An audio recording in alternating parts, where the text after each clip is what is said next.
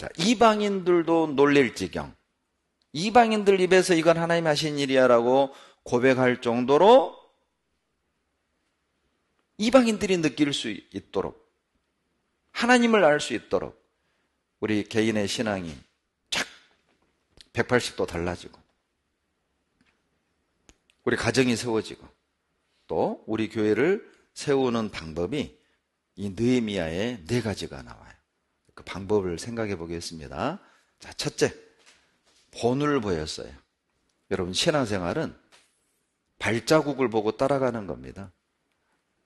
주님의 자녀들을 양이라고 그러잖아요. 양. 제가 2번에 걸쳐서 양인가 염소인가라는 제목으로 함께 공부를 했는데, 양의 특성 중에 하나가 시력이 안 좋아서 앞에 있는 양을 보고 따라가요. 그래서 목자가 늘 앞장서는 이유가 그거예요. 목자가 앞장서지 않으면 엉뚱한 데로 가거든요. 목자가 앞장서면 양들이 뒤에 쪼르르 다 따라와요. 왜요? 시력이 안 좋거든요. 결론은 우리 신앙생활도 동일해요. 먼저 구원받은 분들이 앞서간 그 길을 나중된 분들이 묵묵히 본을 받아 따라올 때 그 교회는 건강하고 튼튼한 교회가 되는 거예요. 근데 문제는 교회 안에 그런 좋은 본을 보이는 먼저 된 자들이 많냐가 중요하죠. 여러분이 그런 사람이 되셔야 돼요. 그런데 교회 안에는 신앙이 약한 분도 있고 육신적인 분도 있어요. 그런 분들을 보고 문제될 필요 없습니다. 그냥 이분은 신앙이 아니네. 그리고 올바른 신앙을 가지고 있는 분들을 보고 그 따라가면 되는 거예요. 이 사람의 신앙이 아니라고 해가지고 문제돼서 이거 이상한 물이네, 이상한 교회네, 나 안 가. 이게 더 큰 문제죠. 아닌 양도 있고 건강한 양도 있고 올바른 양도 있거든요. 그분들을 보고 따라가는 거예요. 여러분, 노블레스 오블리주란 말이 있잖아요. 사회, 그 높은 사회적 지위를, 신분을 가지고 있는 사람들에게 주어지는 특별한 도덕적 의무잖아요. 노블레스 오블리주. 실은 그게 우리 그리스도인들에게 신앙적으로 믿음의 노블레스 오블리주, 그런 도덕적 사명감을 더 가져야 합니다. 먼저 됐기 때문에, 먼저 구원받았기 때문에, 더 많은 은혜를 받았기 때문에 우리는 더 큰 책임감을, 의무를 갖는 것이 정상이다. 여러분, 이 레위인도 이 성벽 건축에 동참했거든요. 이 레위인은 성전에서 제사장, 대제사장을 돕는 일을 하는 하나님의 일꾼들이란 말이에요. 그러니까 이 레위인도 상당히 바쁜 사람들입니다. 자기 업무가 상당히 과중한 사람들이거든요. 그럼에도 불구하고 시간을 내서 그들도 성벽 건축 일에 손을 보탰어요. 이것이 진정한 헌신입니다. 바쁜 중에도 시간을 쪼개서 함께 하는 것이죠. 이것이 진정한 헌신이에요. 그런데 우리는 잘못 생각하죠. 시간이 되면 봉사하고 상황이 되면 헌금하고, 그건 상식이죠. 그건 믿음이 아니에요. 믿음은 뭐예요? 2랩돈 전부를 드리는 거예요. 없는데 아껴서 드리는 거죠. 바쁜데 시간을 만들어 교제하고 시간을 만들어 봉사하는 거예요. 그게 믿음이죠. 그런데 우리는 상식적인 신앙생활을 하려는 거예요. 물질이 있으면 헌금하고 없으면 못하고, 시간이 되면 봉사하고 교제하고, 안 되면 못하는 거지 뭐. 내 상황이 이런 걸. 그건 상식적인 신앙생활이죠. 믿음의 삶은요, 믿음의 신앙생활은 만들어서 하는 거예요. 허탁하든, 피곤하지만, 바쁘지만, 없지만, 허탁하든 만들어서. 또 하나, 이방인이 볼 때 이거 하나님 하신 일이라는 감탄을 할 정도로 엄청난 역사를 이룰 수 있었던 2번째 방법은 자기 역할에 최선을 다했어요. 자기에게 주어진 사명을 감당해냈어요. 세우는 생각이 어떤 생각이죠? 남이 하든 말든 저 사람은 능력이 되는 것 같은데, 저 사람은 여건이 되는 것 같은데, 저 자매는 남편도 구원받고 애들도 다 신앙생활 잘하는데 왜 저 자매는 봉사 안 하고 교제 안 하고 저렇게 세상적이야? 왜 우리만 해야 돼? 왜 나만 해야 돼? 다른 사람 보지 말라니까요. 다른 사람 때문에 힘들어하고 다른 사람 언행 때문에 문제가 되는 건 허는 거예요. 자기 신앙을 헐고 교회를 허는 거예요. 하든 말든 그건 주님의 몫입니다. 주님과 그 사람하고 개선할 문제예요. 맡겨놓고 나에게 주어진 역할, 나에게 주어진 사명을 끝까지 감당해내는 것. 그것이 우리 각자의 신앙, 주님의 몸된 교회를 세우는 놀라운 방법입니다. 여러분, 주변의 영향을 받지 마세요. 남이 어떻게 하든 말든, 알아주든 말든, 도와주든 말든, 그냥 그건 하나님의 몫이에요. 하나님이 하실 일이에요. 그리고 세 번째, 무너진 신앙과 교회를 세우는 방법은 적극적 희생입니다. 여러분, 이게 제가 없는 얘기를 하는 게 아니에요. 솔직히 연말이 되잖아요. 그러면 봉사부서가 배정이 되고 구역이 배정이 되죠. 그러면 여러분 어떠세요? 즐겁게 이거 하나님이 정해 주셨네, 딱 받아들이세요? 아니면 명단부터 확인하세요? 여러분은 어떤 게 반응하시죠? 연말에? 네? 누가 우리 조지? 우리 부서에 누가 있지? 몇 명이나 주일 밥할 때 나올 수 있는 사람인가? 배자매가 같은 부서네? 큰일 났다. 올해 죽었다. 그러니까 이제 그날부터 기도해. 하나님 바꿔주세요. 배자매하고 좀 바꿔주세요. 이제 꾀를 내요. 어떻게든 바꿀 그런 그 핑계거리를 찾죠. 좋은 게 하나 나왔어요. 내년에 이사 가니까 미리 바꿔달라. 야, 세상에 어떻게 내년 거다고 올해 걸 그렇게 연결시킬 생각을 다 하는지요? 그런데요, 거기에 딱 몰두하면 말이 안 되는데도 자기한테는 말이 된다고 생각해요. 그 이제 이렇게 교제하다 보면은 속이 다 보이는데 본인은 이런 핑계를 대요. 들어보면은 원인은 요건데 본인은 막 이런 이유를 막 들이대는 거예요. 이래서 이랬고 저래서 저렇고 얘가 막 이제 고3이고 뭐 어떻고 저떻고 그래서 좀 부서를 바꿔주시고 교육도 바꿔주시고 근데 다 아는데 하나님이 내게 맡기신 것으로 하나님이 이곳으로 이끄신 것으로 믿고 묵묵히 감당해낸다면 그러한 나를 통해서 하나님이 드러난다니까요. 저 자매 진짜 하나님의 사람이다. 저 자매 진짜 하나님 섬기는 사람이다. 그게 우리가 사는 이유 아닙니까? 어떻게 우리가 사는 이유가 쉬운 봉사, 내 마음에 맞는 사람들과 교제하기 위해 우리가 이 땅에 살아가고 있는 건가요?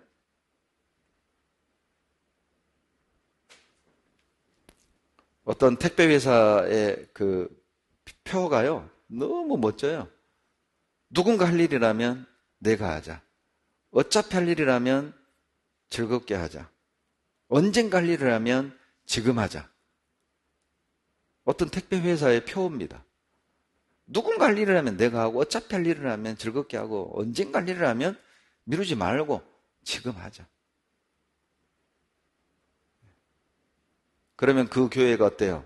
정말 아름답게 세워지지 않겠습니까? 그런 가정이 어때요? 이방인들이 볼 때도 아주 행복해 보이고 즐거워 보이고 신앙생활 나도 저렇게 한번 해보고 싶다. 이런 본보기가 되지 않을까요? 적극적 희생, 그것이 교회를 세우고 무너진 우리 신앙을 세우는 세 번째 방법입니다. 이제 네 번째 방법은 하나가 됐어요. 베드로전서 2장 5절입니다. 베드로전서 2장 5절입니다. 베드로전서 2장 5절. 같이 읽겠습니다. 너희도 산 돌같이 신령한 집으로 세워지고 예수 그리스도로 말미암아 하나님이 기쁘게 받으실 신령한 제사를 드릴 거룩한 제사장이 될지니라. 여러분, 실은 우리가 신앙생활이 뭐 하는 거냐면 돌로 집 짓고 있는 거예요. 이게 신앙생활이에요. 우리 각자가 다 산돌이거든요. 그리고 그 돌들이 모여서 주님의 몸된 교회를 세워가는 거거든요. 바벨탑은 뭘로 쌓았죠? 바벨탑은 뭘로 쌓았어요? 내가 안 쌓았는데요, 그러지 말고. 벽돌로 쌓았잖아요, 벽돌. 똑같이 찍어냈어요. 모양이 똑같아. 그게 세상이죠. 예, 정형화되어 있어요. 그런데 돌은요, 생긴 게 다 달라. 그런데 놀라운 건 서로 다른 우리들이 연결돼서 5절 신령한 집으로 세워지는 거예요. 제가 제주 동부 집회를 갔을 때 이제 점심 먹으러 이동하는데 담을 그 돌들로 쌓아놓은 거예요. 삐죽삐죽. 이게 뭐 이렇게 깎지도 않았어요. 그냥 뭐 이렇게 둥그렇고 모나고 그런 돌들을요, 내가 볼 땐 어설프게 이렇게 쌓아서 집에 담을 쌓은 거예요. 그러니까 막 이 사이사이 구멍이 숭숭숭 뚫려 있어요. 그래서 제가 담임 목사님께 그랬어요. 아니, 무슨 담을 이렇게 허술하게 쌉니까? 제주도는 바람도 많다며 자빠지게 생겼는데. 근데 그 목사님이 놀라운 대답을 했어요. 목사님, 벽돌로 쌓은 담은 무너지는데 저런 허술하게 생긴 저런 담은 신기하게 안 넘어져요. 왜냐하면 구멍구멍마다 바람이 지나가면서 상쇄가 되고 또 이 바람에 돌들이 흔들리면서 우리 눈에 보이지 않지만 이가 있대, 이가. 흔들리면서 이 이가 착착착착착 이렇게 맞춰져서 오히려 더 안 무너진다는 겁니다. 그래서 제가 사진을 찍어 왔어요. 그게 교회거든요. 우리가 볼 땐 참 모난 사람도 있잖아요. 보면 구원받은 사람이 저러냐 싶을 정도로 인격도 상당히 좀 독특하신 분 계시죠. 성격도 상당히 스페셜한 분이 계셔요. 진짜 구원 받았을까 싶을 정도의 그런 가치관을 가진 분도 계셔요. 상당히 특이하게. 그런데 그런 우리들이 딱 모이면 교회가 되는 거예요. 서로를 받아들여야 됩니다. 그걸 단점으로 볼 게 아니라 그렇기 때문에 오히려 우리가 서로 의지하고 기대서 무너지지 않는 담으로 서가는 거예요. 그래서 하나님이 벽돌로 교회를 세운다고 하지 않고 5절 보세요. 산 돌같이라고 그랬죠? 돌들은 다 제각각이잖아요. 그런데 그 돌들로 하나님이 집을 세워가. 이게 하나님의 섭니다. 그러니 나와 같지 않다고 해서, 나와 같은 성향이 아니라고 해서, 내가 생각했던 모습이 아니라고 해서 문제라고 생각하지 말아라. 다르기 때문에 하나님이 우리를 하나 되게 하신 것이다. 그것이 신령한 교회입니다. 교회. 여러분, 무너진 신앙, 무너진 가정, 무너진 교회를 세우는 힘은 말씀에 있다는 사실을 잊지 말아요. 말씀에 있어요. 잠언 24장 3절입니다. 잠언 24장 3절. 다 같이 읽겠습니다. 집은 지혜로 말미암아 건축되고 명철로 말미암아 견고히 되며. 쉬운 번역이 이렇게 되어 있습니다. 지혜가 있어야 집이 세워지고 슬기가 있어야 집이 튼튼해집니다. 이렇게 번역이 돼요. 지혜가 있어야 집이 세워집니다. 말씀이 있어야 우리의 신앙이 세워집니다. 말씀이 있어야 우리 가정이 세워집니다. 말씀이 있어야 우리 구역이 세워집니다. 말씀이 있어야 우리 교회가 세워지는 거예요. 왜요? 세우는 힘은 말씀에 있기 때문에 그래요. 시편 19편 7절 유명한 말씀이죠. 여호와의 율법은 완전하여 영혼을 소성케 하며. 소성, 세운다는 뜻이잖아요. 이렇게 세운다는 뜻이잖아요. 회복시킨다는 뜻이잖아요. 무엇이 쓰러진 영혼, 넘어진 자빠진 영혼을, 절망 속에 있는 영혼을 다시 일으켜 세울 수 있습니까? 여호와의 율법이에요. 여호와의 율법은 완전하여 영혼을 소성케 하고 죽은 영혼도 살리죠. 에스겔 37장 어때요? 하나님이 에스겔에게 깊은 골짜기 안에 말라 비틀어짐 가득 채워진 뼈를 보여주잖아요. 인자야, 뼈들이 살겠느냐? 여호와 하나님이 아시지요. 그래, 내가 말한 대로 너는 태어내봐라. 뼈들아 붙어라. 힘줄아 붙어라. 피부야 덮여라. 생기야 들어가라. 뼈들이 붙어 큰 군대 되잖아요. 이스라엘의 회복에 관한 예언이죠. 하나님이 말씀하시면 뼈들도 붙어요. 하나님이 말씀하시면 힘줄도 붙어요. 하나님이 말씀하시면 생기가 들어간다니까요. 말씀이 들어가면 생기가 들어가는 겁니다. 말씀을 듣는 자들은 죽은 뼈도 붙고 다시 일어서게 된다는 거예요. 말씀은 그런 힘, 그런 능력이 있어요. 지금 우리 신앙이 내 내면의 상태가 마른 뼈처럼 정말 답답하고 소망도 없고 어떻게 될지 모를 정도로 마음은 무겁고 미래는 염려되고 두렵고 혹 그런 상태에 있습니까? 말씀을 들으십시오.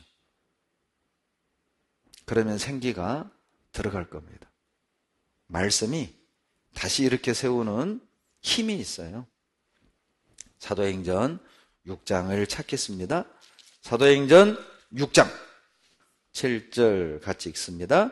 하나님의 말씀이 점점 왕성하여 예루살렘에 있는 제자의 수가 더 힘이 많아지고 허다한 제사장의 무리도 이 도에 복종하리라. 말씀이 점점 왕성해지니까 제자의 수가 더 많아져서 교회는 더 견고해졌죠.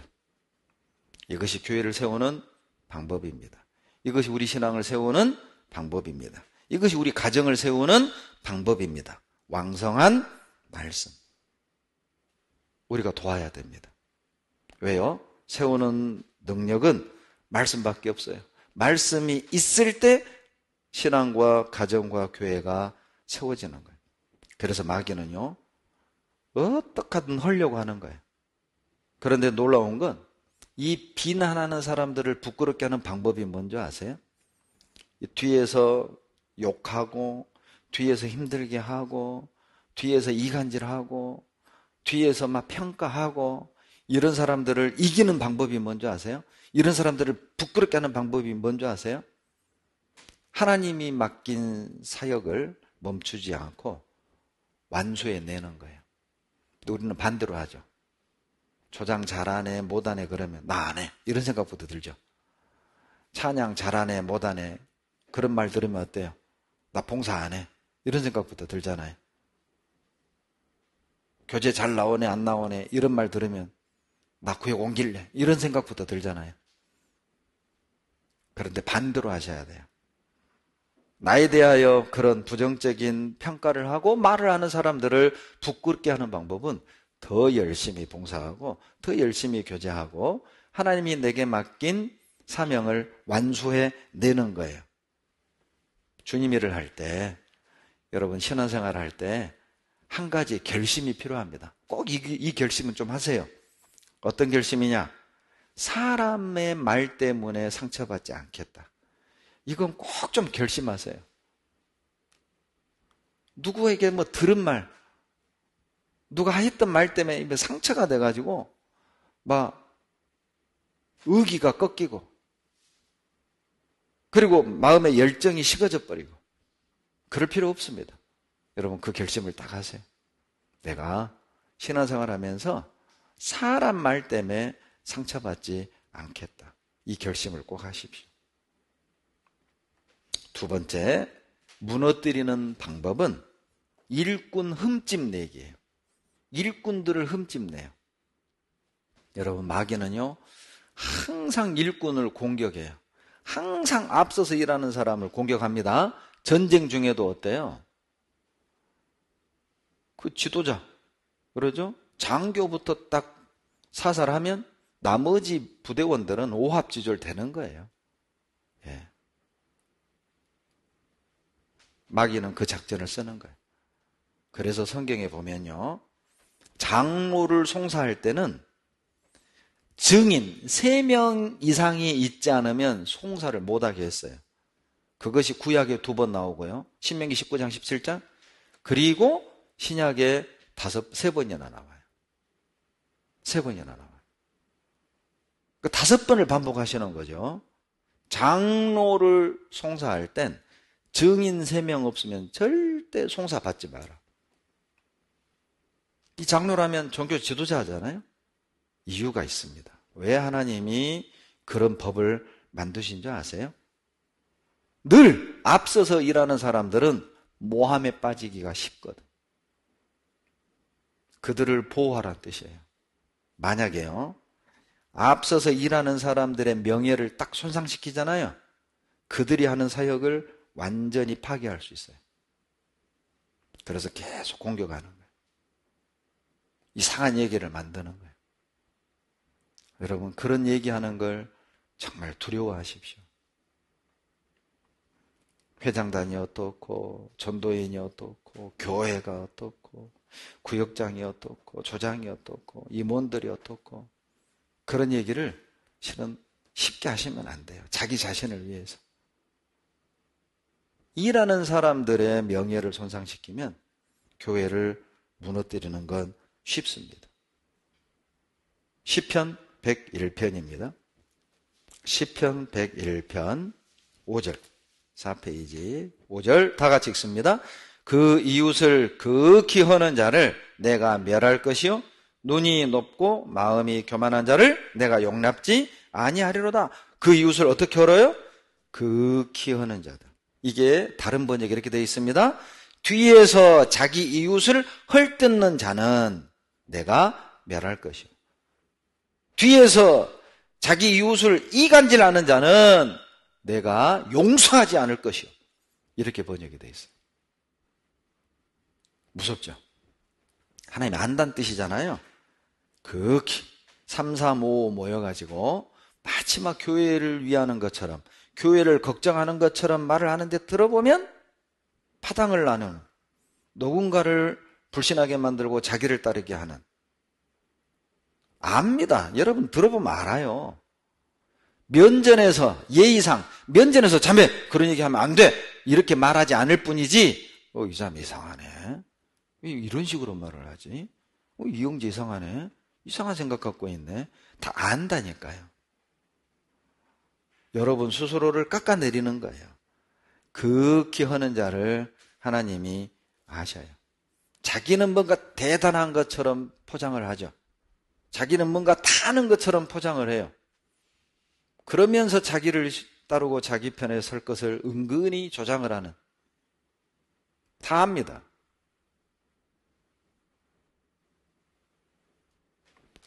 정말 그분을 위해서 기도하는 거예요. 걱정스럽고 염려되지만 그분을 위해 기도하는 거예요. 그리고 마귀가 신앙과 교회를 무너뜨리는 또 하나의 방법은 숨은 죄예요. 숨은 죄. 숨은 죄. 이걸 달리 표현할게요. 작은 죄입니다. 작은 죄예요. 작기 때문에 그냥 심상이 넘어갈 수 있는, 심각하게 생각하지 않을 수 있는 그 작은 죄. 괜찮다고 생각하는, 이 정도는 괜찮다. 그게 가장 위험한 거예요. 아가서 2장 15절입니다. 아가서 2장 15절 다 같이 읽습니다. 우리를 위하여 여우 곧 포도원을 허는 작은 여우를 잡으라. 우리의 포도원에 꽃이 피었음이니라. 작은 여우를 잡아라. 왜요? 이 작은 여우가 포도원에 들어와서 이 포도나무 위를 막 뛰어다니면서 꽃을 다 떨어뜨려요. 꽃 떨어지면 열매 맺겠습니까? 왜 작은 여우죠? 포도원 담벼락 구멍이 작거든요. 그러니까 큰 놈은 못 들어와요. 그러니까 작은 놈이 쏙 들어와서 포도원을, 꽃을 다 떨어뜨리는 거예요. 참 우리에게 주는 교훈이 있습니다. 여러분, 우리 그리스도인들은요, 큰 죄는 잘 걸러내요. 그러죠? 누가 살인합니까, 이 가운데? 누가 막 사기쳐서 수천억 떼먹습니까, 그리스도인이? 우리는 그런 죄는 잘 걸러내요. 그런데 작은 죄는 걸러내지 못하고 거기에 젖어 있는 경우가 많아요. 누군가를 원망하고, 부모를 원망하고, 형제 탓하고, 형제 자매들 서로 막 감정을 마음에 품고 있고, 그런 것들은 쉽게 못 버려요. 살인죄는 쉽게 버리는데, 그러죠? 남 해치고, 사기치고, 떼먹고, 그런 건 우리가 잘 극복하는데, 쉽게 자빠지는 죄들, 아이고, 저 자매 미워. 아이고, 우리 남편은 왜 그렇게 미워? 미운 짓만 골라요. 그건 쉽게 못 이겨요. 아이러니죠. 큰 죄는 이기는데, 작은 죄는 자빠져요. 그러죠? 그게 자연의 이치입니다. 여러분, 태산에, 무등산에, 한라산에 걸쳐 넘어지는 사람 봤어요? 길을 걷다가 산에 넘어지는 사람은 없어요. 돌뿌리에 넘어지죠. 작은 돌뿌리에 넘어지지 큰 바위에, 큰 산에 자빠지지 않아요. 걸을 때 어때요? 신발 속에 있는 작은 모래알갱이가 괴롭히지 신발 밖에 있는 큰 돌덩이가 괴롭혀요? 작은 걸 두려워하셔야 돼요. 작은 걸 크게 생각하셔야 돼요. 작은 걸 버리셔야 돼요. 당연하게 생각하지 말라고요. 우리 부모가 이랬기 때문에 내가 미워하는 건 당연해. 우리 남편이 이랬기 때문에 원망하는 건 당연해. 저 형제자매가 나한테 이렇게 했기 때문에 내가 그들을 거리를 두는 건 당연해. 아니요. 여러분은 더 큰 잘못을 하는 거예요. 더 큰 실수를 하는 거예요. 그들보다 더 큰 죄를 짓는 거라고. 작은 죄를 용납하는 건 더 큰 죄예요. 작은 죄를 버리지 않는 건 더 큰 죄라니까요. 그것이 우리를 무너뜨립니다. 그리고 또 하나, 우리의 신앙과 교회를 허무는 무서운 무기 중에 하나는 감정 싸움이에요. 감정 싸움. 잠언 25장 28절입니다. 잠언 25장 28절. 잠언 25장 28절 같이 읽겠습니다. 자기의 마음을 제어하지 아니하는 자는 성읍이 무너지고 성벽이 없는 것 같으니라. 이게요, 어떤 그 번역에 보니까 너무 재밌게 번역이 되어 있는 게 있어요. 어떻게 번역이 되냐면, 자기 성질 하나 제대로 다스리지 못하는 사람은 성읍을 지킬 수 없습니다. 이렇게 되어 있어요. 자기 성질 하나 제대로 다스리지 못하는데 가정을 다스리겠냐고, 구역을 다스리겠냐고, 마귀와 싸워 이기겠냐고, 이런 뜻이겠죠. 네. 감정을 못 이겨. 쉽게 분을 내고 감정을 드러내는 사람은 자기 신앙도 무너지고 자기 가정도 무너지고 교회도 무너뜨리는 거예요.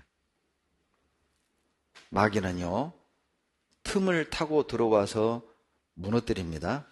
에베소서 4장 26절 27절에 분을 내어도 죄를 짓지 말며 해가 지도록 분을 품지 말고 마귀로 틈을 타지 못하게 하라. 에베소서 4장 26절로 27절 말씀이죠. 주님도 알아요. 우리가 분을 낼 걸 알아요. 그러니까 분 내는 자체를 책망하시는 게 아니에요. 욱할 수 있잖아요. 근데 문제는 그걸 풀지 않는 거예요. 해가 질 때까지 그걸 꼭 담고 있어. 그리고 어때요? 하루에 해가 넘어가고 한 해가 넘어갈 때까지 수년이 지나는데도 그 서운한 걸 딱 담고 있어. 그러니까 지금도 어떤 형제자매 대할 때 좀 걸끄러운 분들 계시죠. 불편해. 왜? 그 과거의 서운함 때문에. 하나님이 그런 나를 통해서 무슨 일을 하실까요? 그것도 하나 못 이기는데 마귀는 이길까요?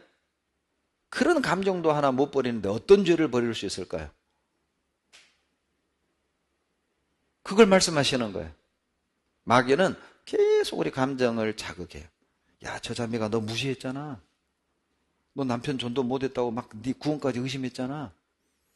너 가진 것 없다고. 막 너 가진 거 없다고 막 무시했잖아. 계속 불구불구를 끓게 만들죠. 속지 말아요. 해가 지도록 분을 품지 말라고 했죠. 주님이 그렇게 말씀하신 이유가 있어요. 여러분, 교회를 무너뜨리는 마귀의 최고의 작전이 뭔지 아세요?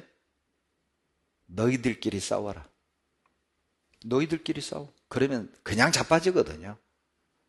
누가복음 11장 17절입니다. 누가복음 11장 17절. 같이 읽습니다.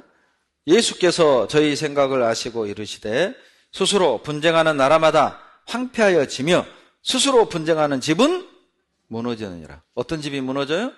스스로 분쟁하는 집 스스로 무너집니다. 이것만큼 좋은 방법 없잖아요. 여러분, 원수들의 공격보다 동지들의 공격이 더 무서워요. 외부의 공격보다 내부의 분열이 더 위험해요. 더 위험해.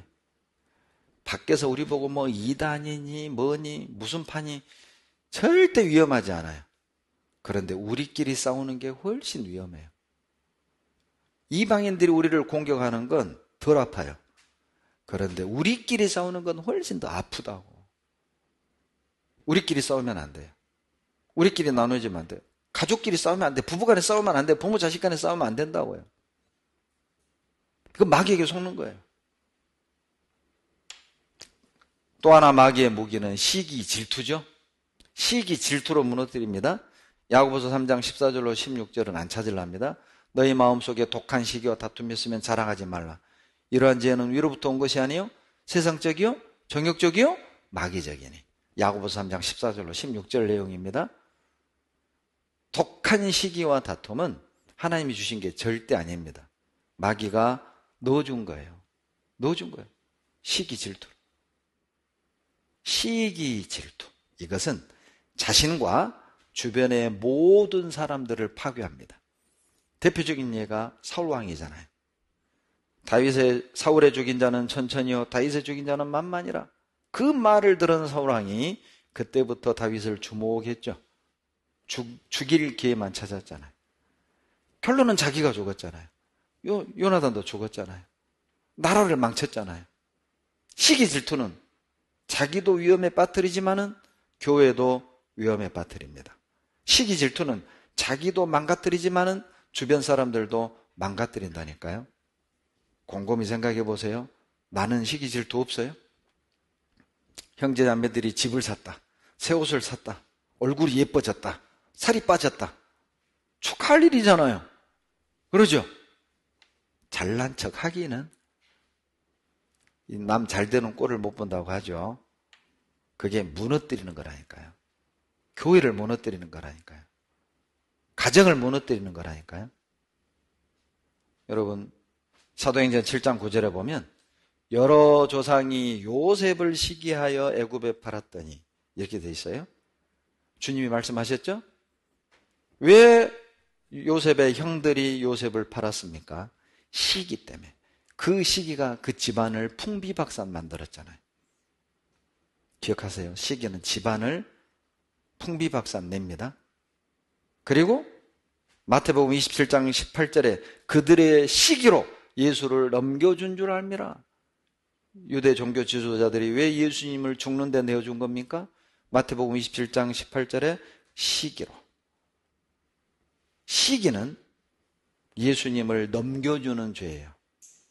내가 누군가를 시기하죠? 예수님을 넘겨주는 거예요, 마귀에게.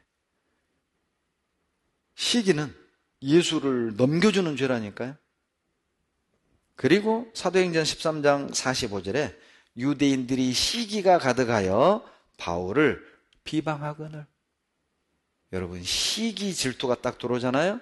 하나님이 쓰는 사람을 비방해요. 시기가 딱 들어오면은 저 형제자매가 올바른데 그걸 비난해, 비방해, 반대해. 주님의 일을. 위험합니다. 조심하십시오. 무너뜨리는 죄에 들어가는 거예요. 그리고 또 무엇로 무너뜨립니까? 말로 무너뜨려요. 말 한마디로 싹 무너뜨립니다. 저 자매의 신앙을, 여러분 가정을, 여러분 남편의 신앙을, 그 구역의 분위기를 싹 무너뜨리는 최고의 방법, 말 한마디예요. 잠언 11장 11절. 잠언 11장 11절. 같이 읽습니다. 성읍은 정직한 자의 축원을 인하여 진흥하고 악한 자의 입을 인하여 뭐예요? 무너지느니라. 악한 자의 입을 인하여 마을이 무너진다. 가정이 무너진다. 그러죠? 이 부부 관계에도 보면요, 뭐 큰 문제가 있어서 이혼하는 것보다도 이 작은 것들이 쌓여서 이 불신을 낳고 갈라서는 경우가 참 많잖아요. 그러죠? 이 말 한마디도 보면 아주 그냥 차갑게 비수처럼 하는, 예. 위기를 풀어가는 방법은 여러 가지. 말 한마디로 갈라설 수도 있고 말 한마디로 더 좋아질 수도 있어요. 우리는 어떤 말을 자주 사용하나요? 악화시키는 말, 더 하나 되게 하는 말. 정말 말 조심하셨으면 좋겠어요. 우리 모두가. 그 말 한마디로 무너뜨릴 수도 있고 말 한마디로 세울 수도 있어요. 또 하나 무너뜨리는 무기는 게으름입니다. 게으름. 잠언 24장 30절로 31절. 잠언 24장 30절로 31절. 내가 정왕의 게으른 자의 밭과 지 없는 자의 포도원을 지나며 본즉 가시덤불이 퍼졌으며 거친 풀이 지면에 덮였고 돌담이 무너졌기로. 게으른 자의 밭을 보니까 돌담이 싹 무너진 거예요. 게으름은 무너뜨립니다. 구역을 무너뜨립니다. 자기 신앙을 무너뜨립니다. 우리 교회를 무너뜨려요. 무엇이요? 게으름이. 게으름은 모든 걸 무너뜨려요. 전도서 10장 18절입니다. 게으른즉 석가래가 퇴락하고 손이 부러진즉 집이 새느니라. 게으른즉 석가래가 무너진다. 기둥이 무너져. 대들보가 무너져. 다 죽는 거죠. 게으르면 든든히 받치고 있던 들보가 무너지는 것과 같아요. 다 죽는 거죠. 중요한 걸 잃는다, 그런 뜻이죠. 게으르면 무너져요.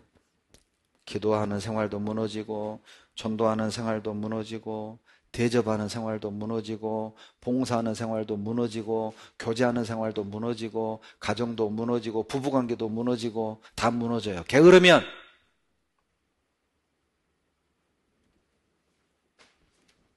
이제 우리 다시 세워갑시다. 우리 신앙을 추스리고 부부관계도 세워가고 우리 구역도 세워가고 우리 교회도 세워갑시다. 그때 다시 하나님이 우리를 통해 일하셔요. 교회는 하나님이 세우심을 꼭 기억하십시오. 마태복음 16장 18절입니다. 16장 18절 같이 읽겠습니다. 또 내가 내게 이르노니 너는 베드로라. 내가 이 반석 위에 내 교회를 세우리니 음부의 권세가 이기지 못하리라. 내가 이 반석 위에 내 교회를 세우리니. 여러분, 이 사실을 기억하면, 하나님이 하나님의 교회를 세우신다는 사실을 기억하면 절대 내 말로 교회를 대적하고 비난하고 회방하고 형제자매를 상처 줄 수 없어요. 하나님이 하나님의 교회를 세우신다는 사실을 딱 기억하잖아요. 교회 안에 어떤 어려움이 있어도 기다려줄 수 있어요. 왜요? 하나님이 세우신다는 걸 믿으니까. 하나님이 세우신다는 사실을 알면 형제자매들이 서로 부족하다는 사실을 알지만 믿고 하나 될 수 있어요. 왜? 하나님이 이분들 세워줄 거니까. 그걸 저는 믿어요. 그러니까 믿고 기다릴 수 있는 거예요. 그 믿음이 없으면 내가 가르치려고 그래. 자네 그렇게 하면 안 돼요. 형제님 그건 그렇게 하면 안 된다니까? 사사건건 가르치려 들고 갈등이 만들어져요. 생각해 보세요. 사감 선생님을 누가 좋아해요? 학생부장 선생님을 누가 좋아해요? 다 피하겠죠. 근데 저는 믿어요. 하나님이 우리를 세워주실 걸 믿어요. 하나님이 우리 교회를 세워주실 걸 믿어요. 그래서 믿고 하나 될 수 있고 기다릴 수 있고 내 위치를 지킬 수 있는 거예요. 하나님이 세우시는 교회를 여러분 내가 무너뜨리지 맙시다. 하나님은 세우려고 하는데 내가 무너뜨리려고 하면 안 되잖아요. 엄청난 죄를 짓는 것이죠. 에베소서 5장 27절을 찾겠습니다. 읽겠습니다. 자기 앞에 영광스러운 교회로 세우사 티나 주름 잡힌 것이나 이런 것들이 없이 걸어가고 흠이 없게 하려 하심이니라. 하나님도 아셔요. 우리 교회 안에 어떤 티가 있는지, 어떤 흠이 있는지 아셔요. 하나님이 알아요. 내 안에 어떤 흠이 있고 어떤 티가 있는지 아셔요. 그럼에도 불구하고 그런 흠이 많고 티가 많은 우리를 쓰고 계셔요. 그러니 모든 것이 은혜죠. 그 흠 많은 사람들인 우리를 들어서 흠 없는 교회로 세워가는 분이 하나님이시라면 그 티를, 그 흠을 우리가 문제 삼을 자격이 있나요? 주님도 용납하시는 그 티와 흠을 우리가 문제 삼을 자격이 되나요? 그 서로의 티와 흠을 내가 고쳐줄 능력이 있나요? 주님은 아십니다. 우리의 티, 우리의 흠 아셔요. 완벽해서 우리를 축복하시는 게 아니고 완벽해서 우리를 쓰시는 게 아니라 부족한 우리를 서로 협력해서 선을 이루게 하시는 은혜라는 사실을 기억합시다. 받아들이십시오. 서로를 기다려 주십시오. 자기 자신을. 그러면 하나님이 쫙쫙 세워가는 걸 보실 거예요. 여러분, 암에 걸렸다고 합시다. 가족 중에 암에 걸렸네요. 그러면 동네 의원으로 갑니까? 저 서울의 큰 병원 갑니까? 이건 뭐 말할 여지가 없죠. 어느 누가 무면허 의사에게 가족을 맡긴답니까? 마치 형제 자매들의 흠과 티를 지적하는 건 무면허 의사가 칼 들고 덤비는 격이에요. 우리는 무면허라고 보시면 돼요. 무면허인 내가 저 형제자매를 바르게 잡아주겠대. 고쳐주겠대. 무면허가 칼 들고 덤비는 위험한 짓이라니까요. 주님이 세우십니다. 기도해 드립시다. 주님께 연결해 드립시다. 교회 안에 연결해 줍시다. 그리고 기다려 줍시다. 기도해 줍시다. 그러면 주님이 세워가는 거예요. 4장 11절, 에베소서 4장 11절로 12절 다 같이 읽겠습니다. 그가 혹은 사도로 혹은 선지자로 혹은 복음 전하는 자로 혹은 목사와 교사로 주셨으니 이는 성도를 온전케 하며 봉사일을 하게 하며 그리스도의 몸을 세우려 하심이라. 주님이 그리스도의 몸을 세우는 방법이 뭐예요? 11절, 여러 가지 역할을 통해서, 여러 가지 일꾼들을 통해서, 여러 가지 직분을 통해서 주님의 몸을 세우려 하심이니라. 거듭난 사람을 통해서 주님의 교회를 세워가십니다. 우리 모두를 통해서 주님의 교회를 세워가십니다. 이것이 우리가 서로 하나 되어야 되는 이유입니다. 우리가 서로 도와야 되는 이유입니다. 서로 신뢰하고 서로 교제해야 하는 이유입니다. 왜요? 우리를 통해서, 흠 많고 티 많은 우리를 통해서 주님이 주님의 몸을 세워가십니다. 부족하지만 우리 구역을 맡은 임원들, 우리 어머니의 청년의 봉사회를 맡은 임원들, 때로는 교회를 맡은 전도인들, 우리 눈에 볼 때 티가 있고 흠이 보이지만 그럼에도 불구하고 우리가 믿어주고 우리가 따라주고 협력해주고 사랑해줘야 되는 이유가 뭐죠? 하나님이 그들을 통해서 주님의 몸을 세워가시기 때문에 그래요. 기억하십시오. 주님은 그들을 통해 세워가려고 하는데 우리는 그들의 발목을 잡고 우리는 그들의 장애가 되고 우리는 그들의 어떤 상처를 주는 사람이 된다면 교회를 허는 엄청난 잘못을 짓는 거예요. 그들이 가지고 있는 흠, 그들이 가지고 있는 티보다 협력하고 신뢰하지 못하고 하나가 되지 못하는 내가 더 큰 죄, 더 큰 실수, 더 큰 티와 흠이 생기는 거예요. 교회를 세우는 자가 됩시다. 스스로에게 자문해 봅시다. 나는 허는 자인가요? 세우는 자인가요?